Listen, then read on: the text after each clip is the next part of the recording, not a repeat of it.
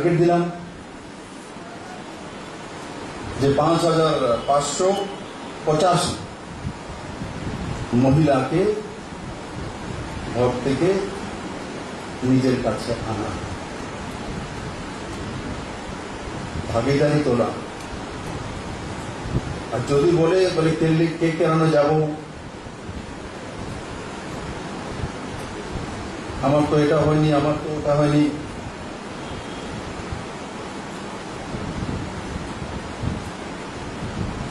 তখন জিজ্ঞাসা করা অন্য কেউ দিতে পারলে আমারও লয়ে যাবে।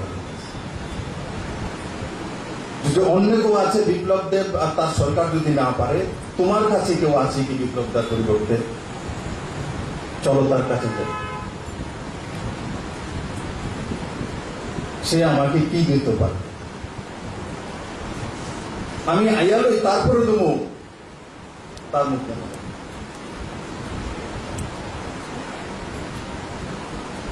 আমি আসার পরে এটা দেবো, আমি আসার পরে ওটা দেবো, তখন এটাও জিজ্ঞাসা করা যে এটা তো ভারতীয় জনতা পার্টির সরকার, সেখানে মোদি বসে আছে, প্রমাণিত হয়েছে ডাবল ইঞ্জিনের কারণে টাকা বেশি আনতে পারে, আপনার কে টাকা দেব? আপনারে কে দেব? চীনের থেকে দেব? কিউবার থেকে পাঠাবে? কে দেবে?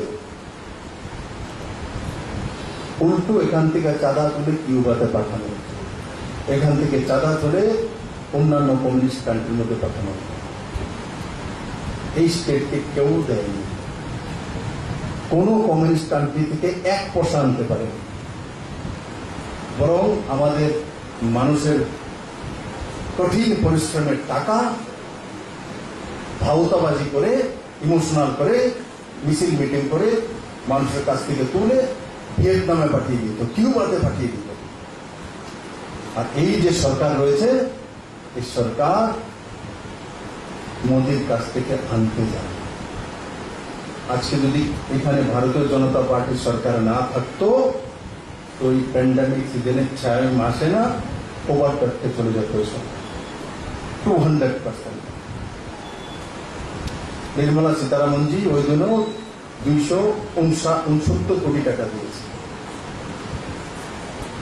অতিরিক্ত। প্রধানমন্ত্রীজি ত্রিপুরার জন্য 2400 কোটি টাকা অতিরিক্ত দিয়েছে 2.5 বছর। তার জন্য সবার বেতন দিতে পারছি। বনমালীপুরে বড় মাত্রায় রিটায়ার্ড এমপ্লয়ি আছে আর এমপ্লয়ি আছে। অন্য সরকার থাকলে 50% বেতন দেওয়ার মতো তাদের কাছে হিম্মত নেই, ভাতা দেওয়ার মতো হিম্মত থাকতো না।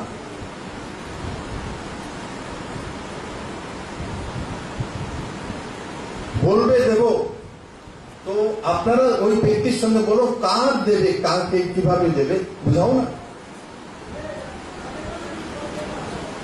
তাদের কাছে কোন রাস্তা নেই ত্রিপুরাকে ডেভেলপ করার জন্য, বা কেন্দ্র সরকার থেকে কোন যোজনা নেই।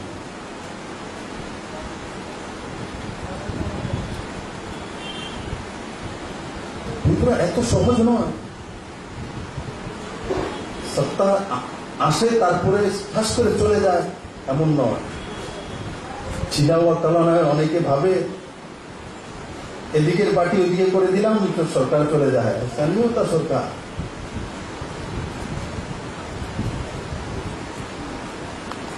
অতি সহজে ত্রিপুরার মানুষ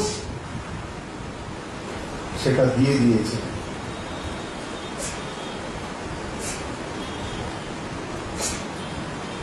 তার কারণে অনেক মানুষ আমরা বুঝতে পারি না। একবার চিন্তা করা, বোঝা কত কঠিন। মুখের কথা গভর্নমেন্ট আসেও না, মুখের কথা গভর্নমেন্ট চলেও যায়।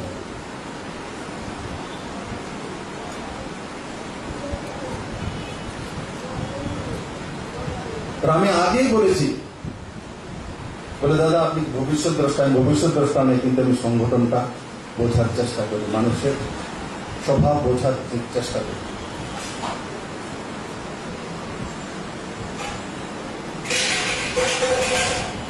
ত্রিপুরাতে আগামী 30-35 বছর যাবৎ অন্য পার্টি আসবে তার দূর দূর পর্যন্ত কোনো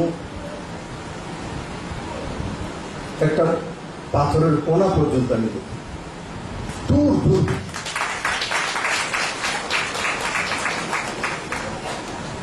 তার একটা তুফান আসবে, তার একটা রিপোর্ট তো কোথা থেকে আসবে, কিভাবে আসবে, হ্যারিকেন ওখান থেকে চলবে, হয়তো 5 দিন 7 দিন আগে জানতে পারি তো আমরা যে ওই ওখান থেকে আসবে, 200 কিলোমিটার আসবে, বঙ্গোপসাগর আসবে, বাংলাদেশ হয়ে এখানে যাবে, এখানে যাবে, পাই তো।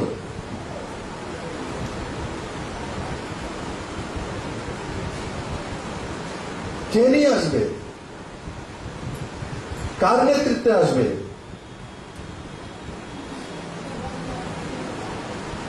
কারা সেই সাথী হবে? আপনাদের চোখ বোঝেন না। দেখুন, যারা অপোজিশনে আছে 2023-এ কোন টিমটা আসবে লড়াই করার জন্য? আজকে মুখ্যমন্ত্রীর একটা বয়ান শুনেছি, তাদের একটা দলীয় অনুষ্ঠানে তিনি আলোচনা করছিলেন। তো ওনার এই বয়ান শুনে আমি কি হাসবো না কাঁদবো কিছু বুঝতে পারছি না। যে একজন ব্যক্তি তার অভিজ্ঞতা যাই থাক, একটা সাংবিধানিক পদে তিনি আসীন হয়েছেন, অন্তত সেই পদটির মর্যাদা রক্ষা করার জন্য তাকে কিছু যে শিষ্টাচার শিখতে হয়, কথা বলতে গেলে পরে একটু চিন্তা ভাবনা করে কথা বলতে হয়। আড়াইটা বছরের বেশি সময় হয়ে গেছে, তার সেই ন্যূনতম ধারণাটাও এখনো হয়নি। বরঞ্চ আমি দেখছি যে যতদিন গড়াচ্ছে এই সরকারের বয়স যত বাড়ছে তথা মেয়াদ ফুরুচ্ছে, তার কাণ্ডজ্ঞান এটাও যেন কমছে। অবশ্য তার পেছনে কারণ হল পায়ের তলার মাটি নেই। একদিকে দলের বিধায়করা এবং যারা নিষ্ঠাবান তাদের দলের কর্মীরা যারা খেটেছিলেন এই সরকারকে আনার জন্য, আজকে একজন দুজন করে সবাই ছাড়ছে। তো আজকে যে কথাগুলি বলছেন যে তারা সামাজিক ভাতা তারা কাটবেন, হারাম থাকলে অন্য দল বা বিরোধী দল অর্থাৎ টার্গেট করছেন সিপিআইএম দলকে, বামপন্থী দলকে, তারা তাদেরকে ভাতা দিক। তো এটা তো মূর্খের মতো কথা বলছেন। এবং যে তার সরকারের বা তার দলের নৈতিকতা বলতে তো কিছুই নেই। বিগত 2018 নির্বাচনে কি বলেছিলেন? কারো ভাতা কাটবার কোনো কথা ছিল না। কথা ছিল যে প্রথম মন্ত্রিসভা থেকেই 700 টাকা ভাতা 3 গুণ বেড়ে 2000 টাকা হবে। কে বলেছেন? তৎকালীন তাদের দলের সভাপতি অমিত শাহ, যিনি এখন দেশের স্বরাষ্ট্রমন্ত্রী। তো আজকে রাজ্যের মুখ্যমন্ত্রী বিপ্লব দেবের কথা তো আমি ছেড়েই দিলাম, সে দলের সর্বোচ্চ নেতা এরকম একটা দায়িত্ব জ্ঞানহীন কথা বলে চলে গেলেন। তারপরে সেই প্রতিশ্রুতির কি হলো খবর নেন না। তো তার দলের এই লোকগুলো তো এরকমই করতে পারে। দ্বিতীয় কথা বলছেন 30 বছরে ত্রিপুরা যে পরিবর্তন কিছু দেখেননি। হ্যাঁ, দেখবেন কি করে? বিজেপি দল যে পরিবর্তন চান, সেই পরিবর্তনটা কি? দাঙ্গা, আগুন, খুন আর মানুষে মানুষের বিভাজন। গত ৩০ বছরে বা বামপন্থী ফ্রন্ট সরকারের সময়েতে হাজারো চেষ্টা করে কখনো সন্ত্রাসবাদীদের রূপ নিয়ে, কখনো সাম্প্রদায়িক শক্তির রূপ নিয়ে, কখনো এই যে তথাগত রাষ্ট্রবাদের স্লোগান দিয়ে, হ্যাঁ, মাঝে মধ্যে দু একটা জায়গাতে মানুষের একটু বিহ্বলতা এসেছিল, সাম্প্রদায়িক উত্তেজনা হয়েছিল, ২-৪টা বাড়ি পড়েছিল। কিন্তু ত্রিপুরাজ্যের সম্মিলিত বিবেক, ঐক্যের জন্য, দেশপ্রেমের জন্য, সংবিধান রক্ষা করার জন্য, রাজ্যের উন্নয়নের জন্য হিন্দু, মুসলিম, পাহাড়ি, বাঙালি সমস্ত অংশের মানুষ ঐক্যবদ্ধভাবেই, যেখানে এই কুচক্রীরা আগুন জ্বালিয়েছে, রক্ত জড়িয়েছে, সেখানে দাঁড়িয়ে শপথ নিয়ে আবার একসাথে হাতে হাত ধরে কাজ করেছেন।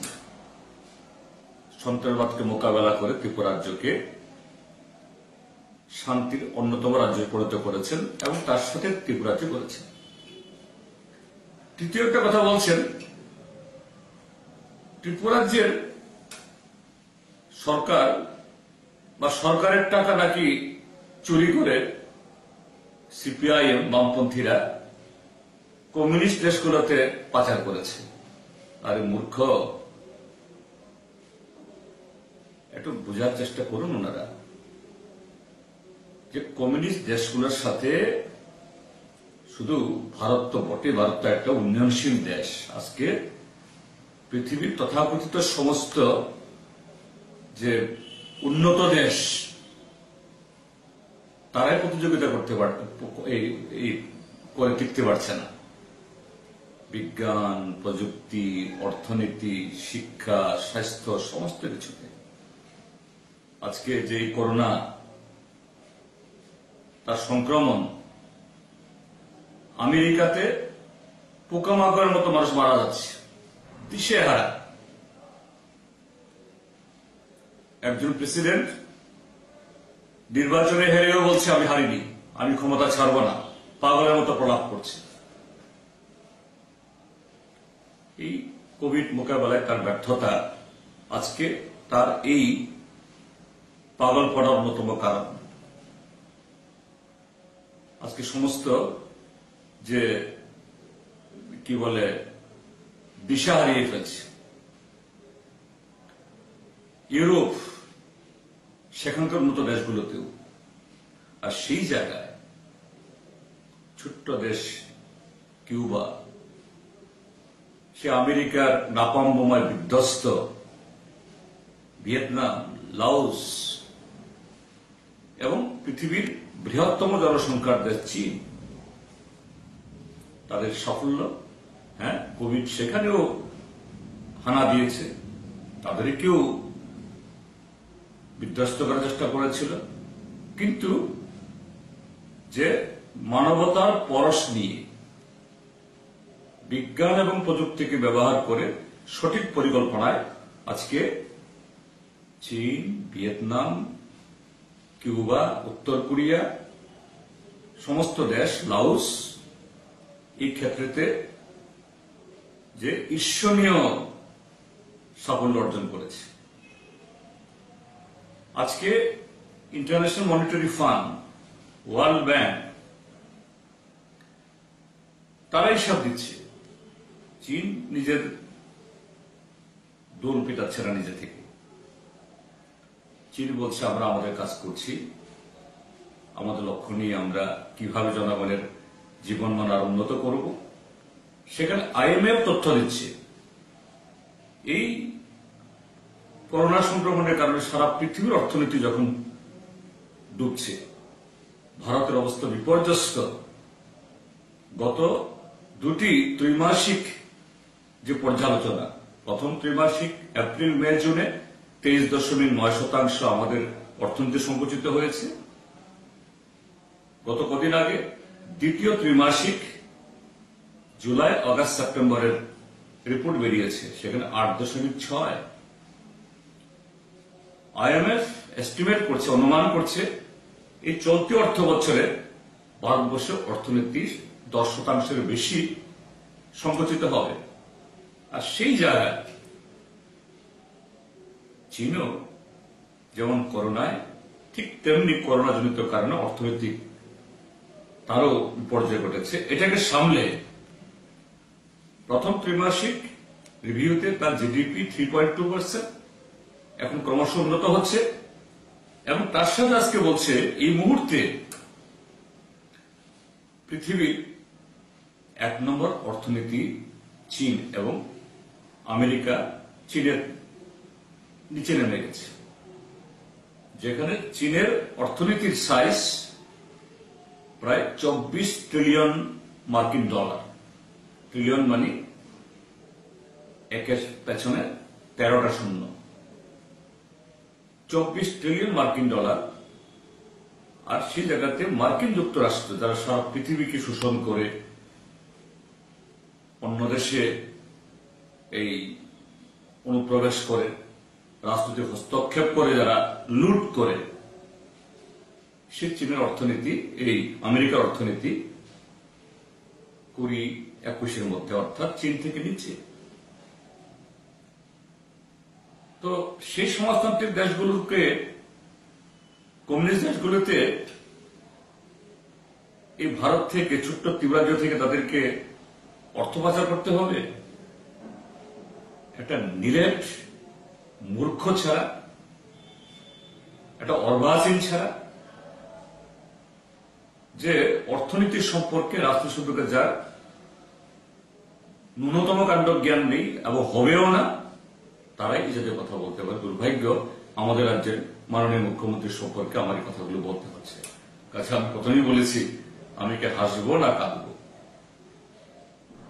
কাজেই এই বক্তব্যের নিন্দা জানানোর কোনো ভাষা নেই। আমি নিন্দা জানাচ্ছি না, বরঞ্চ একটা হাসির খোরাক পাচ্ছি।